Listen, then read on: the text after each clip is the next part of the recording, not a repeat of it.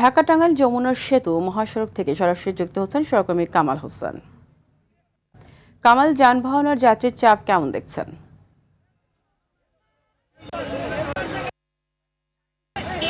ফারিয়া, ধন্যবাদ আপনাকে। গেল মধ্যরাত থেকে এই ঢাকা টাঙ্গাইল যমুনা সেতুতে যে যানবাহনের ধীর গতি, কোথাও থেমে থেমে যানবাহন চলাচল এখনো কিন্তু তা আমি এখন রয়েছি যমুনা সেতুর ঠিক পূর্ব পারে।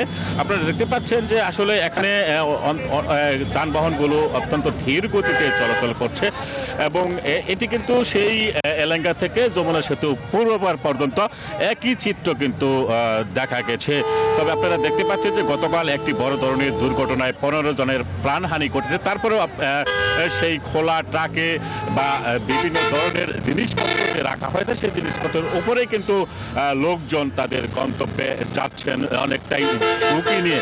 তবে পুলিশের পক্ষ থেকে যেটি বলা হচ্ছে, তারা যেটি বলছেন যে তারা চেষ্টা চালিয়ে যাচ্ছেন লোকজন যাতে নির্বিঘ্নে তারা ঘরে ফিরতে পারে।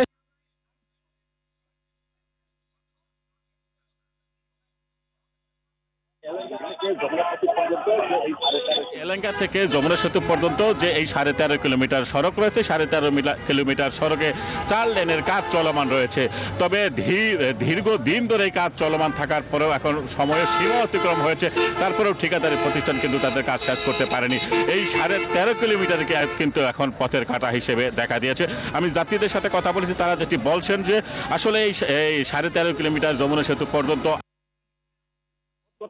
কিন্তু লেগে যাচ্ছে।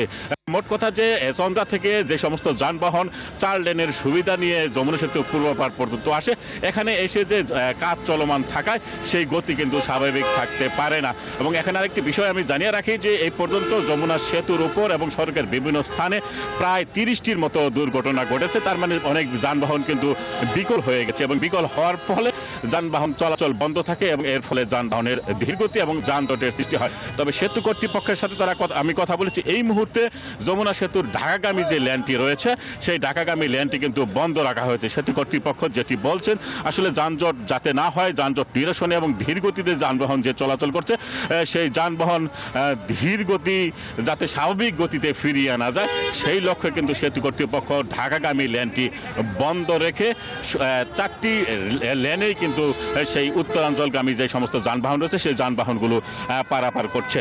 তবে আমি এখানে যে বিষয়টি এখনো জানিয়ে রাখি যে 13 কিলোমিটার যে 13.5 কিলোমিটার এলাকা থেকে যমুনা সেতু পর্যন্ত এখনো কিন্তু ভোগান্তি নিয়ে মানুষজন তাদের উত্তরের পথে যাত্রা শুরু করেছে।